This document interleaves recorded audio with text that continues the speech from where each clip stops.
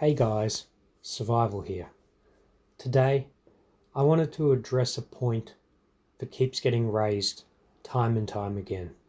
And that is, what should I prep for when I'm just starting out? A lot of people think they have to prep for something major, for some sort of apocalypse, some sort of end times. When you're starting out, that should be the least of your concerns. It's good to consider, it's good to think of. However, you need to maximize your gain whilst minimizing your expenditure. If you don't do this, you won't be able to ever succeed as a prepper, as you won't have the means to fund prepping. So the first thing is to plan what you're doing. Anything that is planned properly, unless something dramatic that is outside of your control occurs, will always succeed. So, for example, food is still readily available. However, if you have some space to have a container garden, or if you're lucky enough to have space for a veggie patch, grow some produce, get some plants. Being able to grow your own food doesn't just reduce your expenditure on food, it also allows you to get very high quality produce that you know what has been added to and that you have at your control.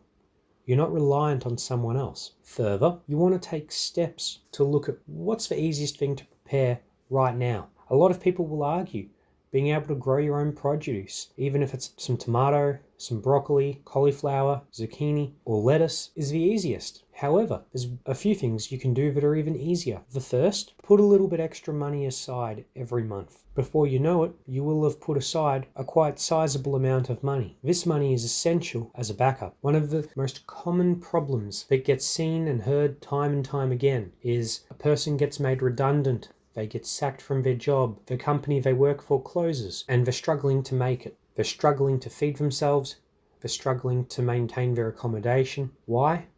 Because they're running low on finances. I'm not saying that you have to be rich or put a lot of money aside, but every little bit counts. And a really easy way of doing this is whenever you get change, when you buy something, grab half of that change and put it aside, put it in a money box. And before you know it, you will have put quite a surprisingly large amount of money away. One of the other things you can do is have a look through your family history. A lot of people have one absolutely wonderful prep available to them, but they don't always utilize it. If you study your family history, you may be surprised to find that you are actually entitled to citizenship to another country, and as such, be able to get a passport to that country. In a lot of cases, having that other passport, being a citizen of another country, can give you vast benefits in terms of mobility, job market availability, and travel. Things such as the Schengen area within the European Union. If you have a passport from a country who is a member nation of Schengen, you have full mobility throughout all other Schengen countries with right to live and right to work as if you're a citizen of any of them. Just because one country turns out to go badly or the job market for your industry collapses doesn't mean it has in that other country. As such, I highly recommend that if you are not aware of your family history, that you look into your family history and where possible, claim your dual citizenship. Get the passport. Its options, and in one way, is a form of prepping. Remember that old saying, 2 is 1 and 1 is none? This is just another example of it. You might think, but I've got no plans on going abroad. I don't want to necessarily go and work in another country. I don't want to move somewhere else and start again. But you've got to not think about it like that.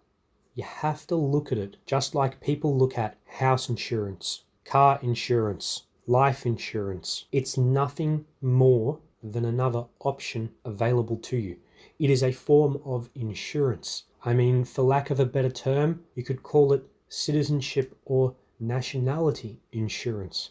It gives you options to travel. Where you are right now may become a wasteland. Everything might fail. However, if you have the ability to move by means of another citizenship, you could very easily be able to get to a place where the situation is better, where there is no apocalyptic style situation. However, we need to focus on the core question. That core question is, what should I prepare for when starting out? The number one thing I advise everyone to prepare for are local, personal apocalypses. So as we've just been discussing, losing your job, losing your finances and your means to support yourself, needing to potentially change country. These are the kinds of things that you can prepare for with minimal expenditure. The cost of claiming a dual citizenship that you're entitled to is not that great. Putting a little bit of money aside when possible is not all that difficult. It takes a little bit of self-disciplining, and it means going out less. What I mean is if you get takeaway 5 nights a week, do it 4 nights a week. On that 5th night, put that money aside. Further, be open to the idea of other options. Instead of buying produce, if you put a little bit of effort in, produce your own. Another thing you can do when you're just starting out is to slowly build up your food supplies. Simply achieve this by picking up 1 or 2 extra items every time you go to the supermarket. Before you know it, you'll have a rather sizable collection of food items available to you. One thing to remember though is only buy things that you eat. You need to rotate through them, and you need to ensure that they remain fresh and current. Ideally, you want things that have a long life on them, not things that expire or go bad very quickly. And lastly, the most important thing you can do is learn. One of the easiest but longest in duration preps that you can ever do is learn. Whilst we all understand that the process of learning never stops, you need to start. And the more information that you can learn, the more skills you can learn, the fewer physical copy references you will require. Generally speaking, with the information available for free today, learning should be a very affordable thing. It shouldn't cost money, at most a little bit. You don't need to go and do any courses. However, you need to be prepared to self-teach. If you don't feel comfortable self-teaching, by all means, go do some affordable courses.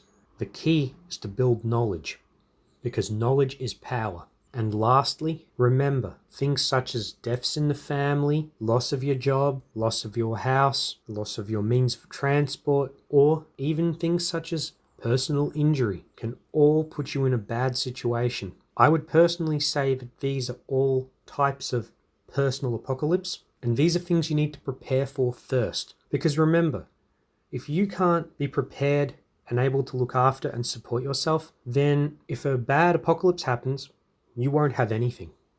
If one of these serious scenarios, which long-term preppers actually prepare for, occurs, if you haven't been able to survive up until then, whilst putting things away and preparing, then you will not be in any situation to take care of yourself. And remember, if you can't take care of yourself, you will not be able to help others, no matter how much you want to be able to help them. Yes, it may sound selfish, but you have to be around and able to help in order to actually help people. And the absolute lucky last thing that we'll mention today, and this is the easiest prep that you can do when you're just starting out, is planning.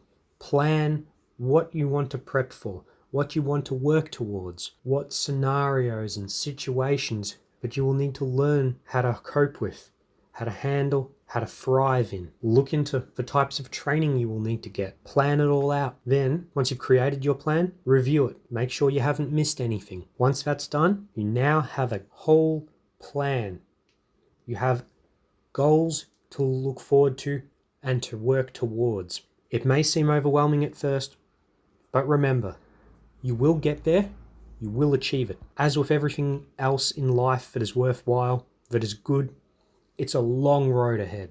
Nothing good ever comes easily or quickly. Good things take time. Do what you can, remain humble, look after others, and remember, whilst it might seem daunting, whilst it might seem that you are behind in the race, remember, it's not a race against others. It is a race against yourself, and it is therefore run at your pace. One thing that people usually overlook is some opportunities. The only time I would advise a person starting out to spend a rather sizable amount is if the opportunity is a once in a lifetime, too good to miss opportunity. However, you need to make a list of all the pros and all the cons about it. The reason I say this is you need to be 100% sure that the opportunity is actually worth what they're asking. Sometimes when you make a list of pros and cons, you might realize actually this isn't as urgent or as important as it sounded when you heard it. Be cautious. Don't just rush into things. Don't just spend money. Be thrifty, but where possible, spend a little more if it's equipment.